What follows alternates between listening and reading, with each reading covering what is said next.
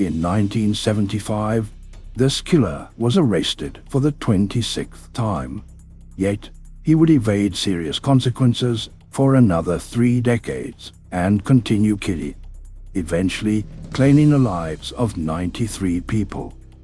Who is he? Let's examine the case of Samuel Little, the most prolific serial killer in U.S. history. Samuel Little, also known as Samuel McDowell, was born on June 7, 1940, in Reynolds, Georgia.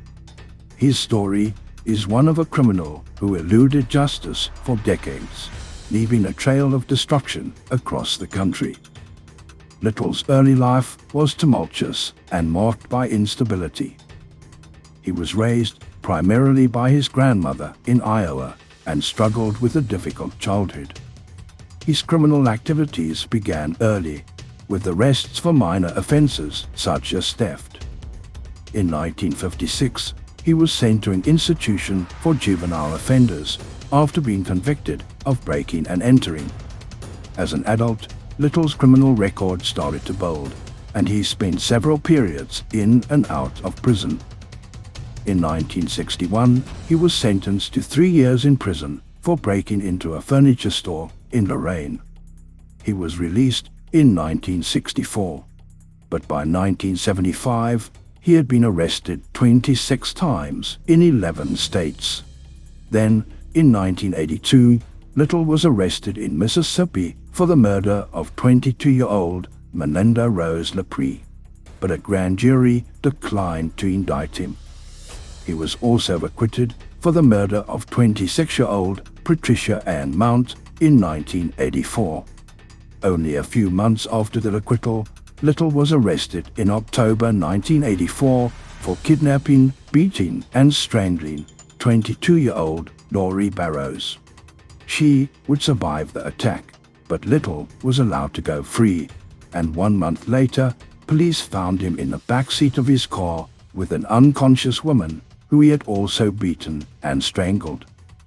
For both these crimes, Little served only 2.5 years in prison, before being released in February 1987.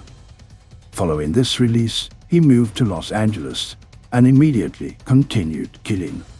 Samuel Little's killing spree would span more than 3 decades, from 1970 to 2005. His victims were mostly vulnerable women, often struggling with issues such as addiction or poverty. Little would typically lure these women into his car, where he would strangle them to death. He later confessed that he derived sexual pleasure from strangling his victims, a gruesome detail that underscores the depravity of his actions. What made Little particularly evasive was his transient lifestyle. He moved frequently across the United States, from California to Florida, committing murders in at least 19 states. His ability to evade capture was aided by the fact that many of his victims' deaths were either not investigated thoroughly or were incorrectly attributed to drug overdoses or accidental causes. Little's criminal activity finally caught up with him in 2012, when he was arrested at a homeless shelter in Kentucky on a narcotics charge. DNA evidence then linked him to 3 cold cases in Los Angeles, where he had strangled 3 women to death between 1987 and 1989. In 2014, Little was convicted of these murders and sentenced to life imprisonment without the possibility of parole.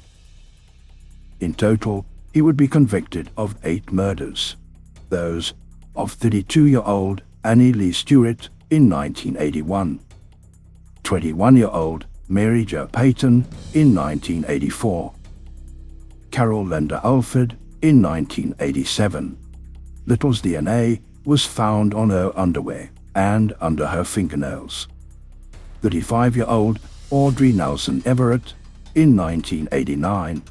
Little's DNA was also found under her fingernails.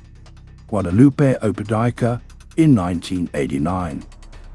Zena Marie Jones in 1990, Rose Evans in 1991, and Denise Christie Brothers in 1994. However, the story of Little did not end there.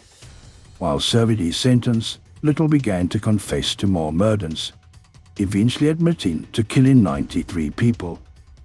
The FBI and local law enforcement agencies across the country began working together to verify his confessions.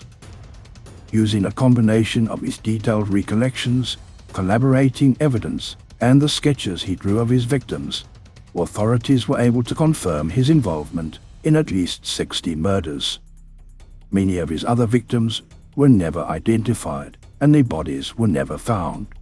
Understanding what drove Samuel Little to commit such heinous acts has been a subject of intense study.